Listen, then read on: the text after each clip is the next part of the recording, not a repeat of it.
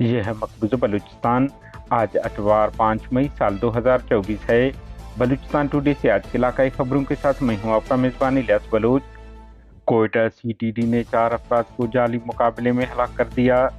چمن میں مظاہرین پر ایف سی کا دھاوا، ہلاکتوں کی تعداد 4 ہو گئی، 20 زخمی۔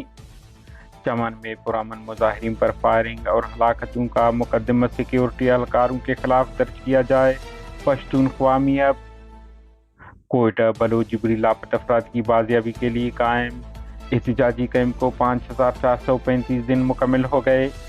کوئٹہ ایف ایس سی کے امتحانات دوران ماں بیٹی پر تشدد خلاف پریس کانفرنس کی گئی۔ ڈکی بم دھماکہ، زخمی انسپکٹر پشین، فائرنگ سے زخمی ایس ایچ او ہلاک ہو گئے۔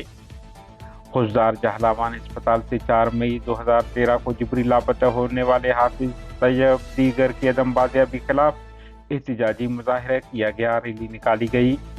انسانی حقوق کے ادارے گزشتہ 7 سالوں سے پاکستانی فورسز ہاتھوں لاپتہ خان محمد کی بازیابی کے لیے آواز اٹھائیں لواحقین۔ جبری گمشدگی کے شکار راشد حسین کی بازیابی کے لیے ایکس پر کمپین چلائی گئی۔ نوشکی میں I S I had quarter اور ایف سی کیمپ پر حملوں کی ذمہ داری قبول کرتے ہیں بی ایل اے آزاد۔ گوادر شہر کو خاردار تار لگا کر بلوچوں کو ان کی زمین سے بے دخل کرنے کی سازش کی جا رہی ہے، ڈاکٹر مہرنگ بلوچ۔ ڈیرہ بگٹی زمین کا تنازع، 2 افراد فائرنگ میں قتل ہو گئے۔ منگچر میں مسلح افراد کی فائرنگ سے ایک شخص زخمی ہوا۔ ڈیرہ مراد جمالی کے علاقہ ربی میں خاتون نے زہریلی دوائی پی کر خودکشی کر لی۔ سرندہ جھیل پر بااثر افراد کا تسلط، مچھلیوں اور پرندوں کا غیر قانونی شکار جاری، حکومت کی چشم پوشی ناقابل قبول ہے، عوامی حلقے۔ گوادر کو آفت زدہ قرار دینے کے باوجود ریلیف نہیں ملا ہے، سول سوسائٹی کی پریس کانفرنس۔ کوئٹہ میں پولیس موبائل پر حملہ، جوابی کارروائی میں 4 مشتبہ افراد ہلاک ہو گئے، پولیس کا دعویٰ۔ کوئٹہ کے نواحی علاقہ قلی زرین نیو سریاب میں پولیس کے موبائل وین پر حملہ، جوابی فائرنگ کے تبادلے میں 4 مشتبہ افراد ہلاک، اسلحہ اور دسی بم برآمد کر لیا ہے، پولیس کا دعویٰ۔ آپ کو علم ہے counter terrorism department C T D police نہتے شہریوں کو جعلی مقابلوں میں مارنے کے لیے سخت بدنام ہے، آئے روز جھوٹے مقدمات میں جبری لاپتہ افراد کو ہلاک کرتے رہتے ہیں۔